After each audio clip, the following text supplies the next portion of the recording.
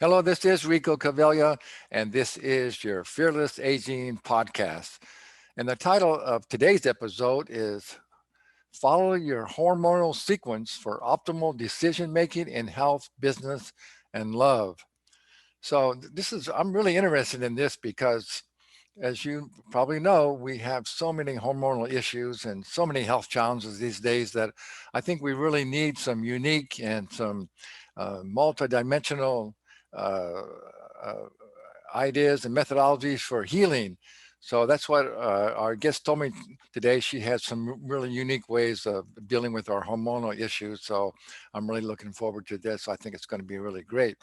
So our guest, she is the author of Four Seasons in 4 Weeks, and she is an entrepreneur, a womb wisdom educator, renowned for defining natural rhythm principles critical to female balance, joy, and optimal daily experience in health and leadership and in love. And her empowering four-phase template and daily practice for easily aligning with the female hormones and rhythmic sex drive are resonating with women and men globally.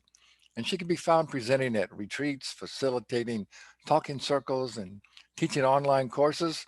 And she lives in Southern Oregon, where nature is her sanctuary. So I want to welcome to our show Suzanne Mathis McQueen.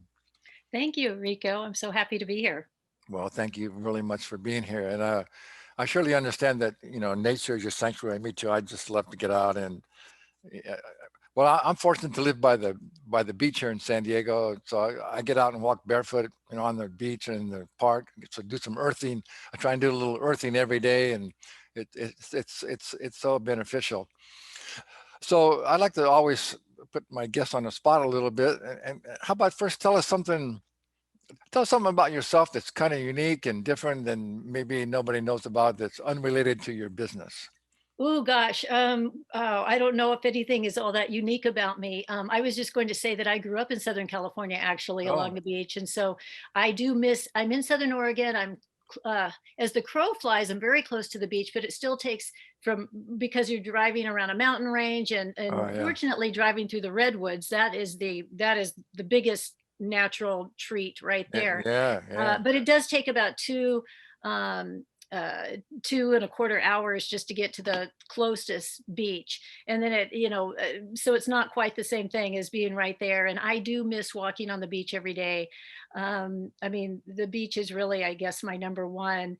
Although I love the mountains, but I especially love trees. And I just feel blessed, for lack of a better term, to be near the redwoods, because those are Oh, just, I mean, the ancient wisdom that comes from those trees, and you can feel it. There's a beautiful grove that I like to stop and walk through. It's a big loop, and I just feel like that there is nothing more uh, sacred and calming and centering than walking through this stand of ancient redwoods. I mean, it's just yeah. magnificent. Uh, you can just feel alignment is I guess what I would say about that. And so I love going there. I've learned that I have to get there a little early because it depends, once certain areas are found out, then you get a lot of people there. And sometimes people can be respectful of the quiet, and other times they're not really paying attention. They're not in their body. They're not really actually noticing what they can get from this. And they're loud and they're running around like it's Disneyland. And I love Disneyland, but Disneyland is the running Yeah, around, and not the redwoods. that's a whole So different experience. Yeah. it's a different experience, and so I love it when people are just really being quiet, like it's a library, because I Yeah, do feel that that's a little bit of what it is. That if you really listen, you are going to start, really tapping into the indigenous, and I mean that in the pure sense of the word, of however many generations, which for many of us, if we're Caucasian or European descent, the indigenous goes way back, but it is in us. It's in our DNA, and we can tap into it. Um, we fortunately live around a lot of people who are tapped more closely generationally, and who continue to teach us, some of the ancient ways of looking at things. But it really is about tapping into nature. And that's a big part of and I didn't mean to segue into the hormonal experience, but this is a lot of what my work is about, is actually connecting with nature. And when you're connecting with nature, you start tapping into the rhythms within your own body. So these Yeah. hormones have a rhythm, and so that's, yeah, I Right. didn't mean to go to That's quite good. go that direction, but that is what, and then I guess that's just the way that I live and look at things as well, you know. No, I totally agree. I'm totally in agreement, and I'm happy to be a tree hugger and get out to. Yeah. I love to get out there and just be quiet and be in the calm, and Hmm. it's just so invigorating, and just helps you in so many different ways. Yeah. Well, tell us about your journey, how you came to do what you do today. Yeah, well, it's really odd because the hormones is has never been my thing. It's never been something that I was interested in researching or doing anything with. It's not something that, you know, a lot of people, men and women both, but especially women. There's some women have been into it their whole lives in some way. In current years, even more so. I'm 63, so the females of my generation and before really avoided them, I think, more. But there's certainly some women my age who got into them in high school and that kind of thing. That was totally not me, and it wasn't me because um, we as females we were certainly, that was not seen as a positive thing. It was used against us. You know, we're crazy, we're changing our minds all the time. It was used against us throughout society, on television shows, everywhere you go. And so that is not something that I identified with being powerful or making me feel good, you know. So that there's just wasn't something I actually, you know, I was more of the mindset that my hormones had nothing to do with what made me tick, because I just did not want to buy into that mindset that that was the reputation of women that was given to us, that was handed down, and it was handed down through the generations. So just societal's view, that kind of thing. So it just wasn't my gig, you know, at all. And actually, I had been an entrepreneur pretty much my whole adult life. I used to be I used to be a hairdresser a long time ago, and then eventually built a large day spa here in my area. Um, had a large staff, 30 employees of massage therapists, estheticians, hairdressers, things like that. And that was really fantastic because we really were, even hairdressers, you know, you're in the health industry and you're in a positive into the health industry because everyone who comes in is looking, they're looking forward to it. You know, it's not like they're going to the hospital or to the doctor's office and for bad news. They're coming for relaxation, but especially a day spa. That was particularly lovely because it's a fabulous business to be in. Um, because first of all of the people that I worked with, my coworkers, I mean, they were my employees, but I considered them my coworkers. We were all working together and they're all professionals. So they were into it. They were into healing and health and that kind of thing. Everyone that came in would go out. And it just sounds like a cliche, but they would go out transformed. And they just really did, because even if they came in and, you know, they didn't seem particularly overly stressed or anything, but you could see the difference when they walked out, especially if they had a massage or a facial. With hair, I think that something happens there where I found that, you know, there used to be a saying a million years ago in the 60s or 70s that, you know, only your hairdresser knows for sure, or, you know, that kind of thing. Um, People talk to hairdressers, I think, because we're touching their crown chakra. We're really sort of working that crown chakra, and I think that people start relaxing if they like the person who's here, and if things don't get too chatty, you know. But I mean, I do think that people start feeling like some of their truth starts coming out a little bit, and there is a centering that happens with that. So I consider that to be a healing industry too. I really loved it. um, and then so anyway, with that, because there was a large staff and it was mostly women working there, and we had a large clientele, I would say 65% women. We had a lot of male clients as well, because they ended up discovering that facials were fantastic and that massage was beneficial, and they got their hair cut with us, and, you know, that kind of thing.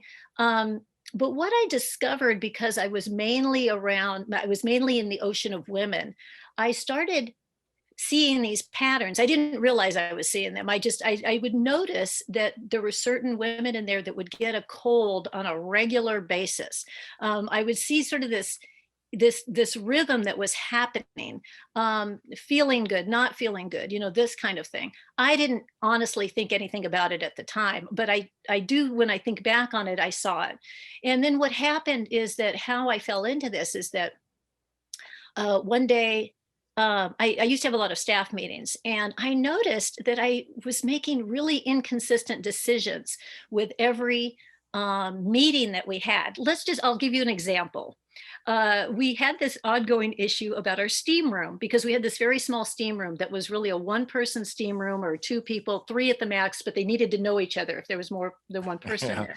Now, the steam room was important because the massage therapists and the estheticians all shared this steam room, and so they had to maneuver who was in there after a service. Okay. So what would happen is that we'd have a staff meeting around it. We were always trying to problem solve this thing because we wanted the client experience to be excellent. We did not want the client thinking anything about this. So we had to work out who was going in when and have it be smooth and not known to the client. Well, we'd have a meeting about it. So I and the massage therapist and the estheticians would work out a plan. We'd say, well, let's try it for this month. So we'd try out our plan. The next time we had a staff meeting, we would revisit that, things like that. Every single time, I would say for maybe 4 or 5 months, every single time we had a meeting about it, I had a completely different viewpoint about the issue. One time I might be where, okay, this is really a problem. We've really got to figure this out. I'd have other times where it was like, it's going to work out just fine. It's just going to be like that. It was nothing anybody else noticed, but I went home from one of the staff, and we didn't always have the staff meetings at the same time every month. So the reason why this is important is because I went home one day after a meeting and I was really bothered by my viewpoint on all this thing, because usually I'm very logical. I'm very focused on what we're doing. I've got it together. I think I was a really good owner of a business and had our visions, had clear visions and, what we were doing and things like that. And I just found myself feeling really off by how I kept changing my viewpoint on this particular issue. And it was kind of ridiculous, but it really bothered me actually.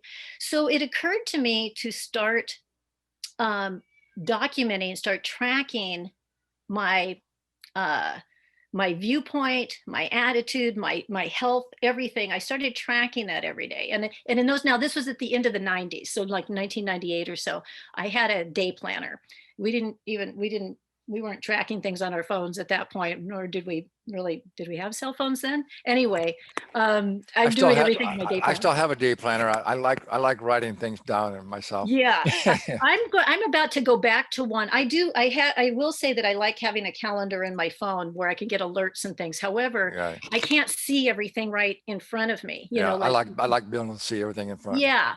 So what happened is that every day I just started tracking. Now I was also tracking my cycle, my reproductive cycle, in there, but I was never someone who tracked um, in the way that you can learn how to track. I would circle the first day of my period. And I'm going to say things like period and things like that in this podcast for a little bit here, because this is the reality of the female world and the men Of who are course. with them, Of the men course. who are with them. So I would circle the first day of my period, but that was kind of it. And I would keep track that way. I would count.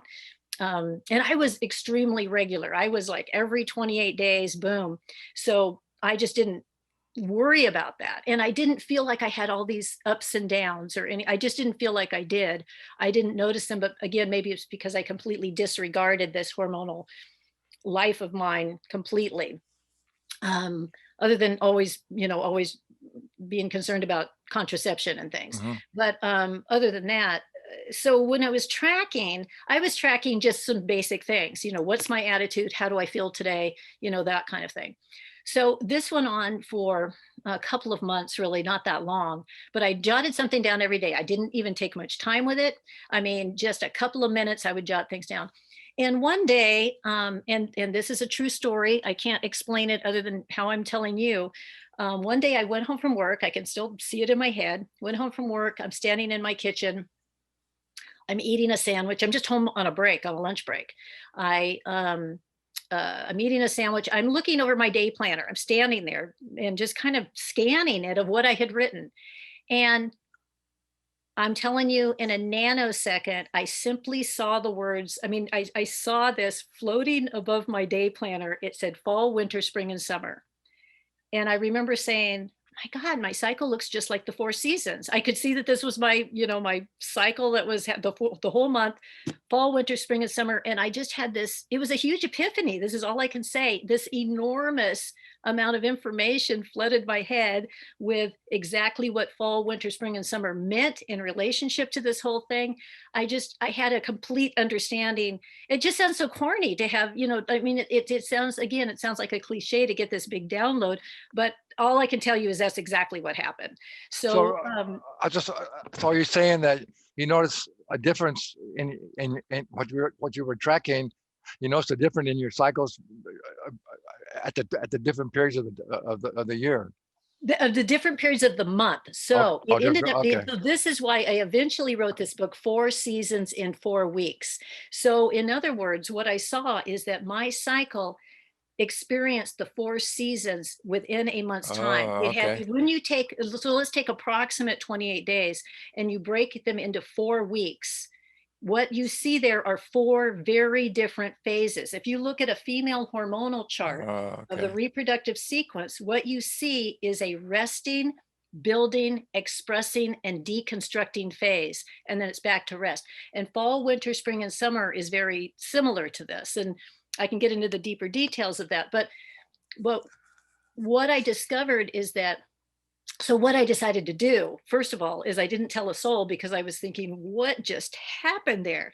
So I immediately got on it and mapped it out in my day planner right then and there. I thought I figured out what day I was on, and I think I was on day 18 or something. I counted from that little circle that I had done. Okay, I'm on day 18. That meant I was in week 3, spring.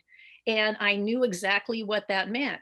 So I sort of paid it forward and mapped it out in my day planner. Okay, so if I'm in spring this week, that means next week I'm in summer. I'm in week 4 summer, and then I'll be in week 1 fall, and then I'll be in week, then it went on. So I mapped it out that way. And so what I did is that every day I started waking up in the morning. I would find out. I would say, okay, what day am I on? And I would see what day I was on. I knew what phase I was in then or what season I was in. And I made decisions accordingly that day. And I made them at work every single day based on that. And what that meant is because I had this information about what those different assignments were or what the different attitude was, what you can say is that it's like taking an object and you're looking at it from 4 different directions. So you're not changing personalities, you're not even changing moods, you're not crazy, you're simply looking at a well-round you uh, this hormonal sequence gives women a very well-rounded way of looking at things if we start understanding where we're at in this sequence. So in other words, what would happen is that I knew that in that week 3 spring, that this is actually a very balanced state, sort of just like the season of spring is a very balanced place to be. Um, it's the equinox. It's an equinox time. That if I had a decision to make, I needed to make a major decision. I needed to make it now in this more balanced state than waiting for the following week, which would be week 4, the deconstructing phase. And that equates to summer. There's a couple of reasons. Anyway, there's a couple of reasons why it's that way, but it's a deconstructing phase. And so that's not the best time to make decisions. Here's the best way that I can explain it where everybody can understand it. We all know that we all have a 24-hour body clock, a Hmm. circadian rhythm that's Hmm. daily, men and women both. This was proven back in the 1950s. It's a scientific thing. It happens. And when you look at a 24-hour clock, when you think of our experience, we have a resting phase, a building phase, an expressing phase, and a deconstructing phase. Then it's back to rest. So that resting phase is when we're sleeping at night. Okay. When we get up in the morning and get ready for the day, that's our building phase. And then we get to where you and I, Rico, are right now, which is our expressing phase. I mean, I don't know about you, but I don't feel like going back to bed right now. Now, Right. after this, I might, but but we have our expressing phase where we're in full on mode of whatever we're doing. And then at some point we get tired, and that's our deconstructing phase, and that's back to rest. In a 24-hour body clock, we might do that a couple of times because, again, we might do a nap in the afternoon or siesta or rest a little bit, and then we gear up again for dinner time or something like that. Other people do those straight four phases: resting at night, sleeping, getting up in the morning, that building phase of gearing up into everything. At some point, hitting their full expression, and they're just doing their work, or out in the yard, or whatever you're doing. And then at some point you get tired and you start tanking. Now, we don't make the same decisions that we make in the when we're tired as we do when we're refreshed, do we? None of us do. We Right. don't think of that as crazy. We don't think of that as mood changing. We don't think of anything. We understand, as men and women both, we understand that we are going through four different energies, or we understand that we're going through different energies, let's say. Mhm. So we wake up in the morning, we're refreshed. That's a building energy. When we get tired at night, that's a deconstructing energy. We're losing light, we're losing energy. We may be cranky. Wisdom tells us that if we have a big decision come our way, or an email to send, sleep on it. That's universal wisdom. Sleep on it, because once you're rested, you will make a wiser decision, right? So when we look at this, we also eat and drink different things based on the time of day. Medicine now understands that there are certain times of the day that are better for taking, let's say, blood pressure medicine or something like that than other times of the day. Our bodies are rhythmic. We are rhythmic thinkers. Um, when it I just comes to want to, yeah, seasons, if I may, I just want to add, yeah. as a matter of fact, I have a friend, uh, they wrote a book called, well, I can't think of the name of it, but it's about chronobiology. Hmm. It's like solar nutrition, as you mentioned. They have discovered, and they're actually beginning to teach this in some universities too, that there's certain times of the day when certain foods are more bioavailable to us, like fruit and nuts, uh, uh, things that are in trees are more bioavailable to eat in the morning. And then things that are grown up like big feed animals or grains in the middle of the day. And then things that are down either on the ground like root vegetables or in the water are more bioavailable in the evening. So that goes as long as that what you're saying. Yeah, we realize that. Totally. I would love Yeah, to read that book too. I want yeah, to get that from you later. yeah, yeah, I will. Yeah, that's fantastic. I no, I would love to read that book, and I believe in that 100% without even just from what you're describing, because that is what's happening. I mean, I was just trying to think of also a guy. It's ridiculous. I haven't read his book in so long. John, ooh, he wrote a good book, and I've got it stored away.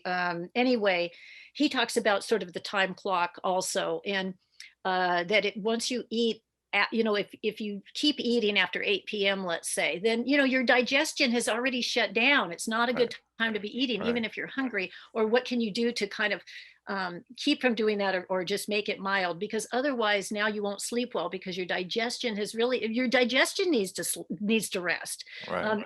All of our organs are also on these rhythmic time clocks. And Exactly. so when we are connecting with nature's time clocks, what I've discovered with this work is that, so we've got the 24-hour body clock, the circadian rhythm. We are really connected, intimately connected with the sun's light, even if it's foggy outside, anything like that. I mean, we're still getting the daylight. Um, and I think it's interesting about the places where it's darker for, all Yeah. throughout the whole time, and that kind of thing. But let's just say you live in an area where it's a pretty normal sequence. We're guided by that. It's triggering everything within us, and we don't even have to think about it. We also have that monthly rhythm where we follow the moon. Now, women are intimately connected with this, because it's got right built into it a resting, building, expressing, and deconstructing phase. You've got new moon, which is an internal light, a resting phase. You've got the building light, which is the waxing gibbous moon. You get into the full moon, and I mean, all of us get excited about the full moon. It's absolutely beautiful, and it relates to ovulation. And ovulation is the biggest thing within the female sequence. It's what the whole operation is about. I mean, it's about what all these days that build up to it are all about. So it's kind of the queen bee of the whole scene. And then you've got the losing of energy, the losing of light with the waning moon, like the waning crescent. So anyway, you've got these, and so the female rhythm, the female hormonal sequence does align with the moon sequence. Now, lining up when you are a cycling woman, lining up your sequence with the moon isn't as easy as it sounds. And I believe that everyone's trying a little, females are trying a little bit too much to make that happen first before really understanding their own. And because the moon is complicated to calculate, actually, there's two different ways that we experience the moon, and that's another topic. But we really do have our own moon cycle within us. And that full moon orbit is, when it completes one orbit, is 27 and a half or more days, almost 28 days. It's a little more complicated when we're looking at the light of the moon, because it has to go a little further, and so it ends up being about 29 plus 29 and a half days, something like that.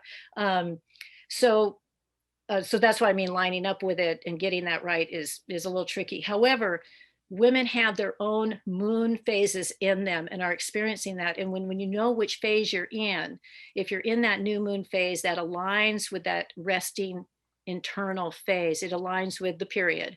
It aligns with, I say it aligns with fall, because it's the shedding of the former uterine lining. Fall is the shedding of the former growing season. Okay, there are other people, there are other teachers on the hormonal sequence that also teach this as aligning with seasons, but they usually put the resting phase with winter. I don't do that. Number one, I don't do it because that wasn't what the download was. And so first of all, I just had to trust that. And for a while I kept thinking, oh, I have this wrong because everybody else is doing it this other way. But I just had to trust that this information came from somewhere, and everyone can have their own ideas about that. Let me just throw in something about that for a moment, is that I have three or four different thoughts about it. One is that, for one thing, I realize that I've always been good with math to a certain degree. I mean, not anything really advanced, but I've always been pretty good with math, and I've always been pretty good with seeing patterns. And I think one thing that happened for me that day when that happens is I think that my mind just saw this pattern. It all came together, and everything just fell into place. So I think that's one thing.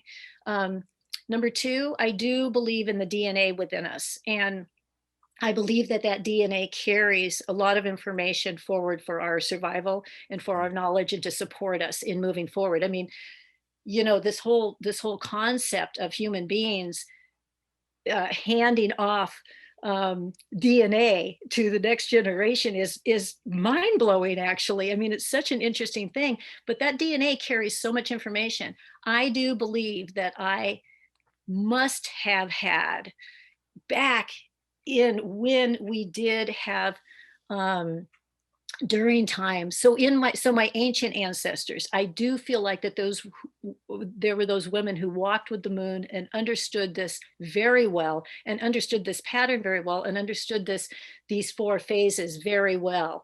Again, I didn't make this up, nor did I research it or try to figure it out. This came to me, and it made so much sense. Well, let me Another just, part well, let me just add that it totally makes really sense. And probably in another earlier life, you were one of those women, absolutely. So you had that DNA. And also, just for our audience, we're all energy beings. Everything in the whole universe is energy. We're all connected, and we're all connected to source. So we're all here with different past experiences and, as you say, different DNA, and that's what we're here for, to download and to come up with new ideas and solutions for this certain times that we're in right now. So it totally makes sense to me. I love it that you say that. And yes, and so the other piece of it is that then, what other dimensions am I connecting with? What other information am I receiving from spiritual dimensions, or from, I mean, who knows what I was getting all in that nanosecond, but it was real, and Sure. I'm completely convinced, and it's really helped me to connect with the vaster universe even more. I mean, just the again the rhythms right outside my door. You know, Right. it doesn't have to be. You know, I mean, I can just walk outside, and it doesn't matter if you live in the city or in the country or anywhere else. You've got the sky right there, if nothing else, and you know you've got nature around you, even if it's a some you know, a blade of grass coming out of the sidewalk. I mean, something is happening there, and we can start connecting with that. And when we connect with those rhythms, when we start understanding that our rhythms, our internal rhythms do connect with them, the only thing that gets in the way is our minds not believing it or not wanting to connect. Then we start having a head-on collision. We're going against the energies. So I do want to say one of the things that I didn't say that's important is that when I started tracking on my own, when I saw this, when I had this method come to me, when I sat down and mapped out in my day planner how I was going to about this and how I would make decisions, I also kept thinking of, oh, this is, you know, this is so interesting, but will this really work? After about 2 months of tracking on my own, this was so incredibly accurate. I was feeling better. I was feeling more powerful, more again, more aligned. I was making good decisions. And because I was making I was being mindful every day about what my rhythm was, and going with that. I mean, if we're out in the ocean, let's, you know, back to the ocean for a moment. If you're out in the water and you're body surfing or you're surfing, you know, you can either drown by letting the waves just crash on you. You can notice which direction they're going. You choose the waves that are the right size for you, and you can be in balance if you are surfing with that wave, if you're swimming with that wave, whatever you're doing. If you're in denial of it and turn around and face the shore, and you'll get clobbered by some waves because you're not really wanting to believe that it's there. You got to go Uh, with the flow. you've got to go. Yeah. You've got to go with the flow.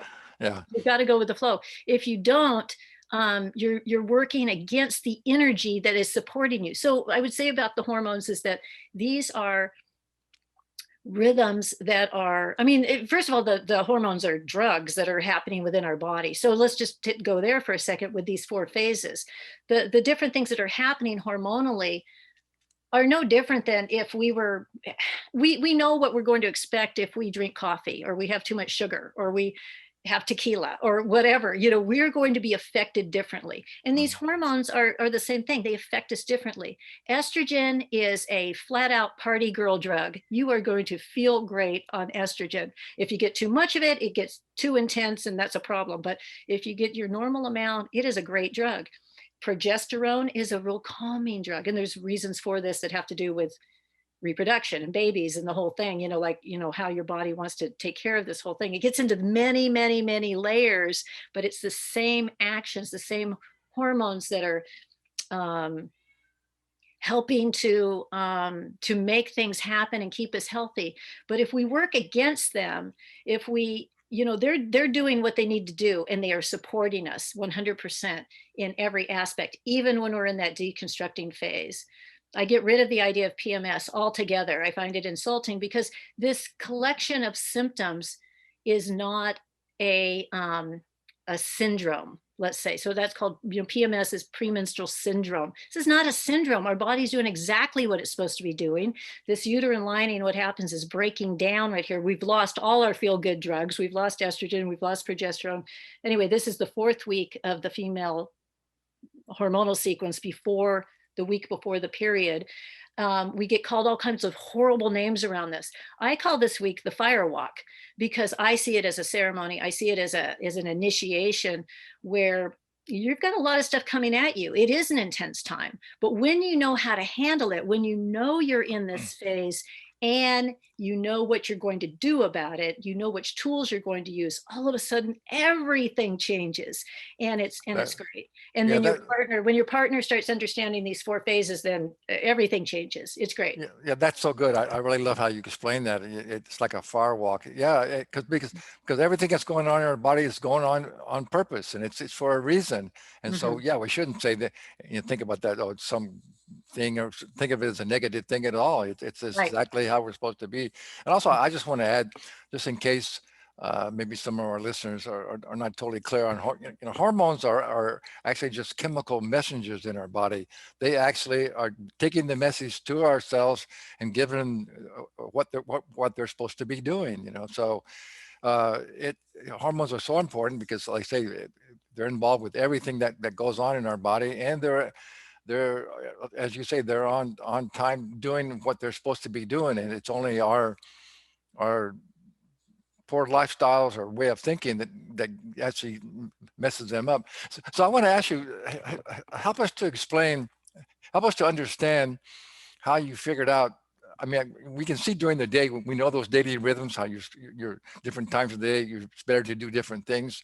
But how did you figure out, based again on the seasons within like say within a month period, within a 4 weeks period, how did you relate that this 7 days is related to a certain either like fall, spring, or Yeah. and that this 7 days is where I'm in this phase, and then this 7 I'm in this phase.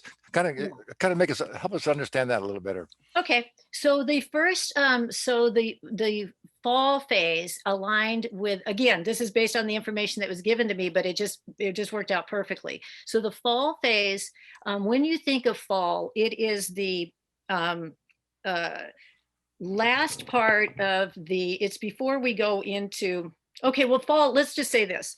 When what kicks off fall is the fall equinox, the autumnal equinox.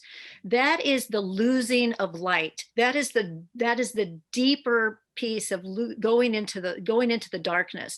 And you'll find that, again, we have a tendency to think of winter as that way, but I'll get to that in a minute.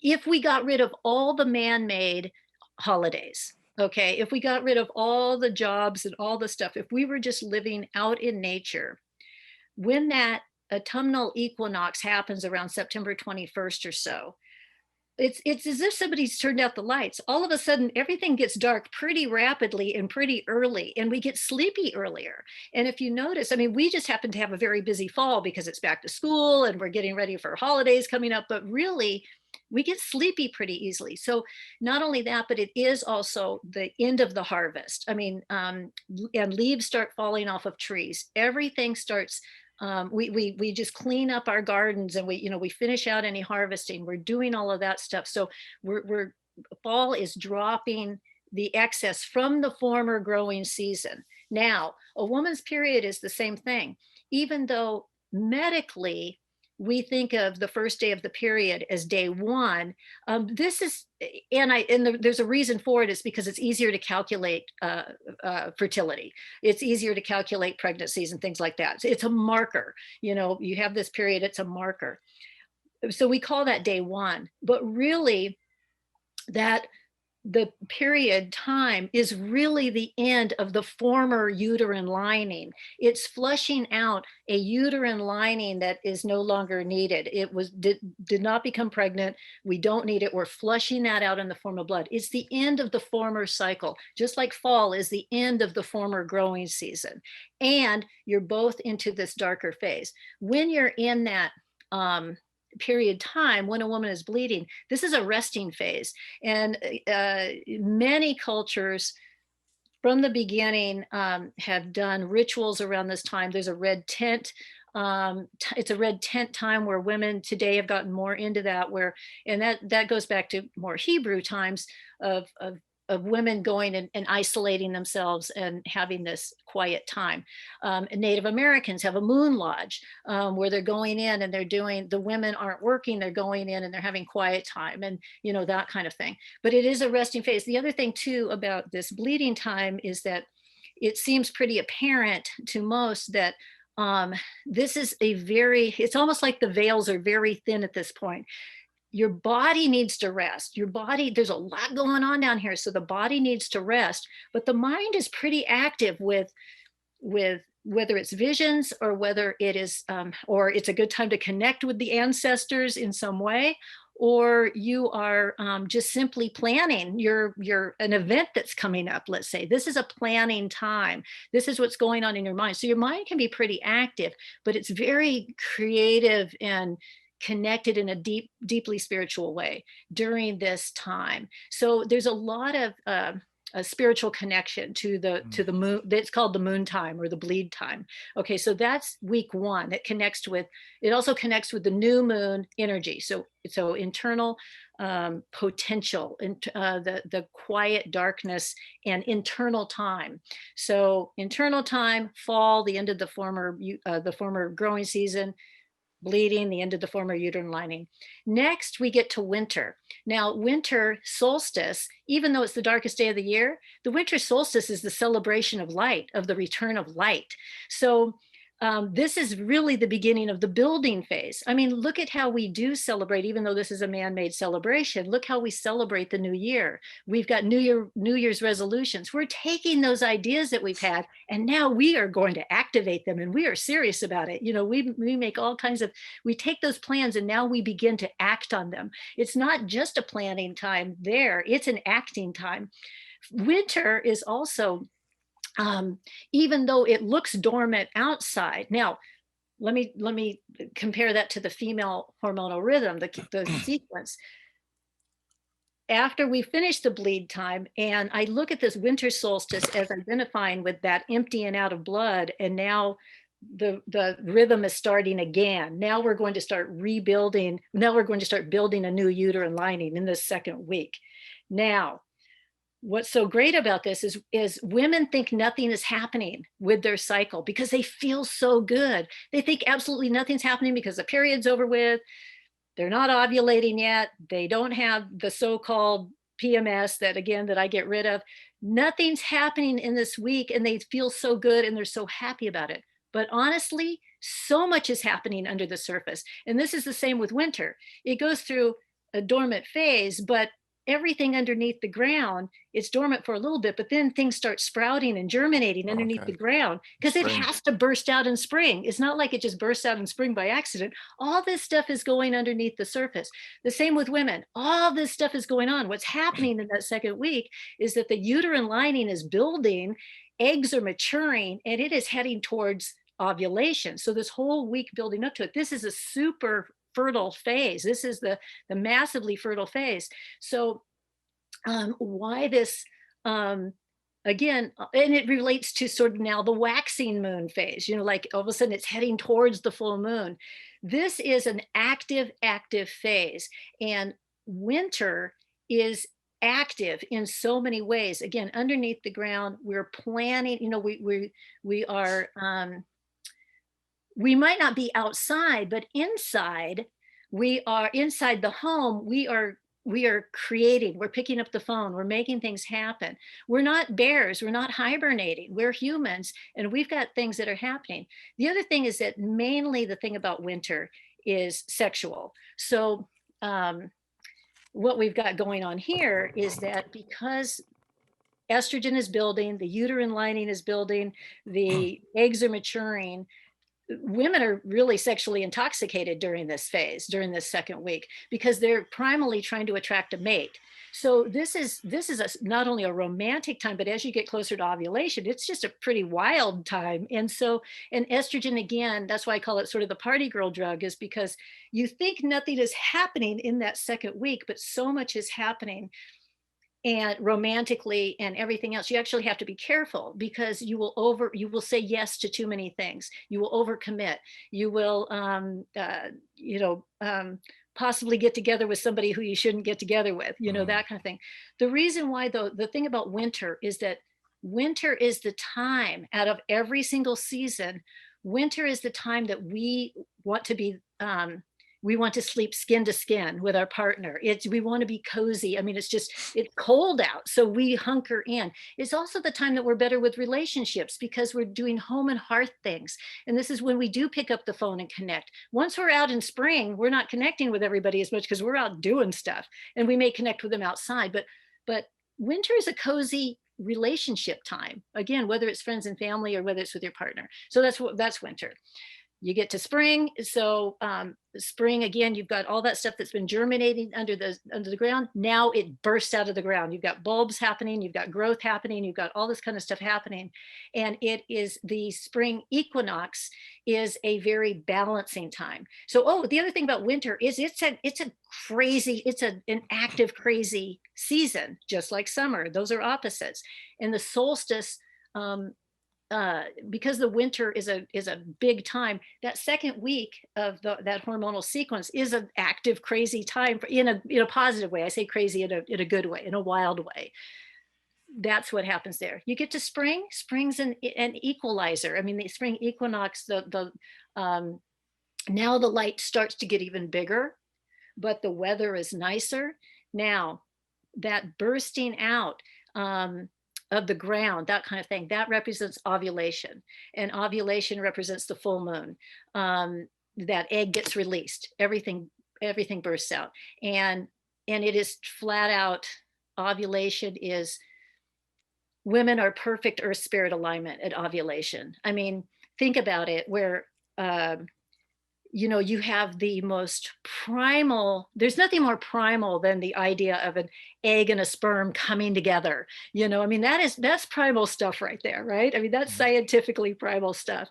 But then you also get into the idea of creation, which is, there's nothing more spiritual than that. So you've got this perfect earth spirit balance. And that's actually what real goddess energy is you've got this half spirit, half human creation here, and women are just magnificent. And it's proven that women are just attract everything to them at ovulation, not only partners, but um, uh, clients, for their business or whatever. I mean, this gets into all levels of everything. So anyway, once we go through spring, it becomes everything sort of after ovulation, the hormones kind of balance themselves out and settle in, and it's more of an equalizing time. Progesterone jumps in there, and progesterone is for progestation. It's like the nanny that's going to take care of a baby. It keeps the uterine lining fluffed up. Anyway, it's more equalizing. And then what happens is that the body, about a week after ovulation, if the body figures out it's not pregnant, there's a time clock going on there, back to the time thing and everything. So you're between the third and fourth week. When that body figures out it's not pregnant, there's like an edgy, it's like starting to fall off the cliff right here, because what that means is that there's no pregnancy. Progesterone has to now come down. The uterine lining has to come down. There's no need for a nest for a pregnancy, because there's no pregnancy. So this has to come down. Your body knows it, and it starts getting very jangly, and then it has to start coming down. And now we're in that fourth week. And it's really like the hottest day of summer. We think of summer as being such a great time, but I'll tell you what, next summer, start listening. And what's everybody talking about all summer long? They're talking about how hot it is. Everywhere you go, oh my gosh, it's so hot. Like you're standing in the grocery store line. I mean, that's all people talk about. So even though it's a fun time, at the same time, it's not when we feel the best. People are kind of miserable unless you've being too hot, and it's an active, summer solstice um is the brightest day of the year, but it's the kickoff of going into the darkness. So it's the beginning of the decline. It's not a celebration into big light all the time. It's the beginning of the decline. So that's what this fourth week is. It's the beginning of the decline of the female hormones, and then the following week after that, it gets flushed out in the form of blood. That's sort of, I know that I'm probably a little complicated there, but that's those four phases. Well, Suzanne, that's just so fascinating, and I really commend you for figuring all that stuff out, and it makes so much total sense. Before I have a couple more questions for you, but before we do that, we should let people know how they can get a hold of you and how they could get a copy of your book, Four Seasons in 4 Weeks. I'm sure people can learn how to all about this, and also the practical aspects of it, which I want to ask you next. So how can they get a copy of your book, and how they can connect with you? Thank you. Two ways. One, I do have a website, 4S4W. It stands for 4 Seasons in 4 Weeks. So the number four. It's so easy. It's just 4 letters right there, 4S4W.com. And so That's you good. can buy my book there. There are a couple of other things on there too. But another way, another easy way to buy the book is just on Amazon, 4 Seasons in 4 Weeks. That's just a super easy way for most people because you've already got your shipping and stuff. Mhm. I do free shipping on mine, but you'll probably get it faster on Amazon. It works out for me either way. Doesn't matter for me, whatever's convenient for you. But yeah, I would love to connect with you. You can shoot me an email through my website. Um, yeah. Do you also do coaching or You what know, else I do you? don't right now. I was coaching for a while. Okay. I've just got too many projects going on right now where I'm not coaching Okay. right now. I'll probably Okay. bring that up in the future. Or if somebody contacted me and they really wanted the help with it. But the first thing I have them do is read the book. So Yeah. um, going that way. And I had a women's retreat set up for Alaska, a 7-day retreat this year, but then we had to cancel that because of COVID. Right. That Yeah. might happen next year. Um, uh, I also like who I do like coaching also is health practitioners, because more and more of them have really gotten into this method. I'm not a doctor. I'm not teaching the same thing that doctors do. So it's complementary. So in other words, this is a first level thing that everyone should understand. Not only every female should understand, but when the partners start understanding this, we didn't even get into the rhythmic sex drive, but when men understand this, or female partners even, like it just everything comes together. And the relation, this is such an important thing to understand even before tantra or anything like that. This is a basic that when you line up with the female rhythmic sex drive, everything improves, and there's not the confusion around the whole thing, or arguments or anything like that. So we have that, and Yeah. It's, this works for so many things. yes, I just want to add, so it's not just about improving your health, but as the title of this episode was, for optimal decision making in health, business, and love. So it's Yeah. really beneficial in all those areas. So Yeah. again, if you found this as fascinating as I have, you definitely want to go to her website, 4s4w.com, and get a copy of her book, 4 Seasons, for 4 weeks. I have a quick reference guide on there too. If you sign up for my if you sign up for my email list, I've got a quick reference guide on there. So it maps out these 4 phases pretty Oh, good. quickly. Yeah, quick glimpse of that. Please go and get that. Absolutely. Okay, well, we're just about out of time here. We've been going on here for almost an hour now. So maybe just in a few minutes, kind of help us understand some practical applications. If people want to get started saying, maybe they're thinking, well, it sounds really fascinating. Well, so how can I start, tracking myself, and how can I start to actually apply this in my daily life? Excellent. So the very first thing for the women, one of the things you can do on my website is go and access some free tracking charts. You just download them. I've got them in Word and Excel and everything. So you can, if you take it in Word, then you can adjust some of the categories that I've got. You can customize it for yourself. And you choose one for if you're a cycling woman, or if you're postmenopausal or after hysterectomy. This still works. I mean, I'm postmenopausal, but so I actually do track by the moon. Today is day 27, I think, with the moon, and so that means we're almost down to the new moon. And I make decisions that way. Everything's much more mellow, but anyway, it still works. So you can pull down a tracking chart of one of those. You can make copies of them, or whatever, and so you just start tracking. I like for women to track manually rather than on your phone at first. I am in the process of developing an app, but I'd really still always rather have you track manually first, because when you've got a clipboard and you've got your chart there, you're writing every day. And I personally believe that when we're writing by hand, when we're using our physical bodies to actually make notes, that we are participating, our rhythms are starting to participate, and you start to see the patterns better, I think, than just because when you're using your phone, you're not paying attention to what day you're on. You can always just Right. check your phone to see what day you're on. This way you know what day you're on. Yeah, when Okay, you write, you actually have that mind-body connection. Yeah, absolutely. Yeah, yeah. thank you. Perfect. Yeah.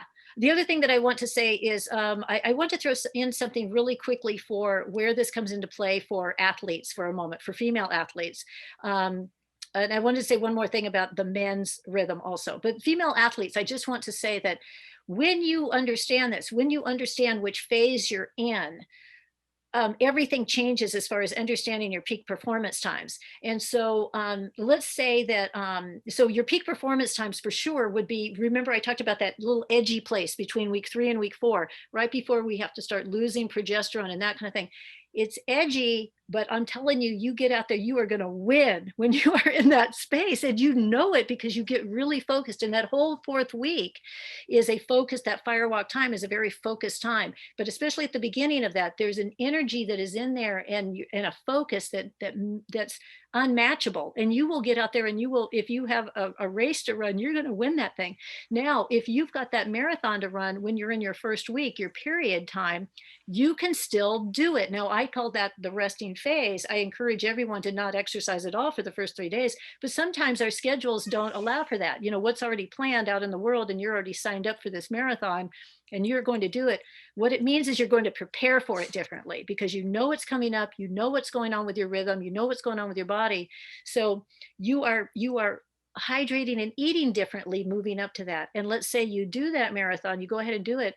My thing is you don't go out for pizza and beer after the marathon. You go home and you lay down and now you're resting and you're resting more. You need to be getting more rest in here. But it doesn't mean that you have to stop your life. It means that now you're using tools to know how to keep yourself balanced every single day of that month. So that's really what it's about. And the other thing I So want to good. say about the men is, even though now you are guided by the moon as well, so you've got you can go through these 4 phases, it's just not going to affect you the same way because you don't have that hormonal sequence that's matching that rhythm.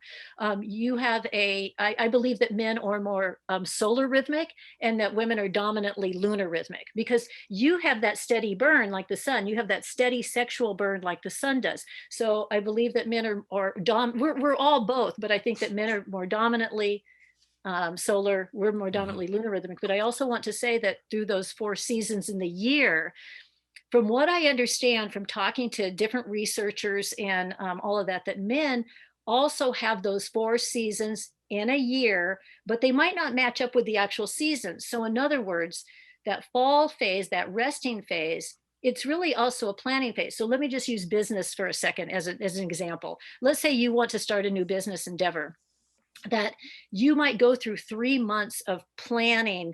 When you're paying attention, you with your body rhythms, you might have this low sort of resting phase. You might see it as depression or something like, what's the matter with me? Normally I'm really on the ball with taking action on stuff, but maybe you're in a very contemplative mode. You might be in sort of a planning mode for like 3 months, 90 days. That's really your fall phase. That's really your planning phase. If you could sort of go with that, you'll notice that the next 90 days after that, you'll take action on those plans that you've made. Now you're picking up the phone. Now you're making things happen. You're setting that business up. Okay. Now you get into the next 90 days. Now you've got your business in place. You're enjoying the full expression of that. You're excited about it.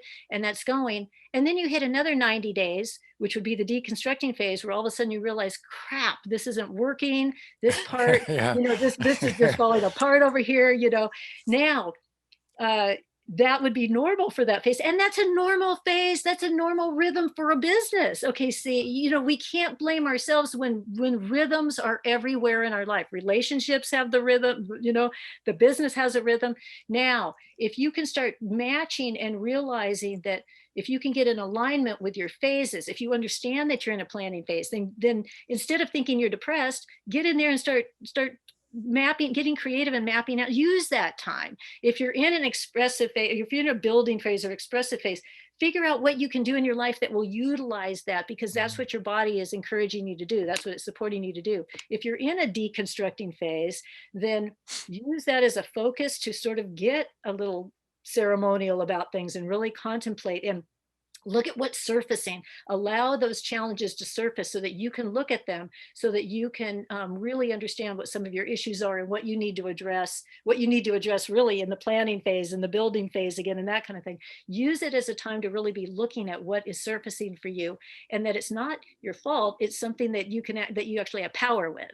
But it's a thing about just really getting into these body rhythms. And again, in that case, it may match the actual seasons that are going on, or maybe you've got your own version of it that's your own. You are your own universe, your own ecosystem going on here. So That's what I want to say about that in Well, 10 seconds or less. that's so well said, and it's such really good information, and I find it really fascinating. Yeah, so it always comes back, that we're part of nature. We're creatures of nature, and the more that we can be in harmony with the flow, with the natural flow of nature, the better off we'll be in every aspect of our life. And yeah, that was so good, Suzanne. I really appreciate that, and thank you for Thank all you, that great Rico. information. Yeah, really And fun to be with you here today. yeah, so good. And also in the description of this episode, we'll put the website address also, so you can contact Suzanne there. So that was really great. I really enjoyed that. So and I want to tell our audience that my new big project, it's called the Ageless Body Self-Care Guide. It's actually the operations manual for the human body and mind. And we've been interviewing great experts, over 70 experts on all different ways to how to actually take the best care of your physical body. So you can actually go now and see what it's all about. We're not going to launch it until January, but you could actually go there and register, because you'll get to access all these video trainings for free for 7 days. So, and that I'll put that address, but it's yourselfcareguide.com/7 days free. But we'll put that in the description as well. So I want to thank you again, Suzanne. That was awesome. That was so interesting, so fascinating, and I really congratulate you on your great work. I think Thank you, Rico. I Well, I thank you all for appreciate your comments on it. I feel like that we are really in very much in alignment with, absolutely. how we look at all of this. Yeah. Absolutely. So thank you again, and thanks to all of our listeners. And if you enjoyed this episode, give us a good review and tell your friends to check out the Fearless Aging podcast.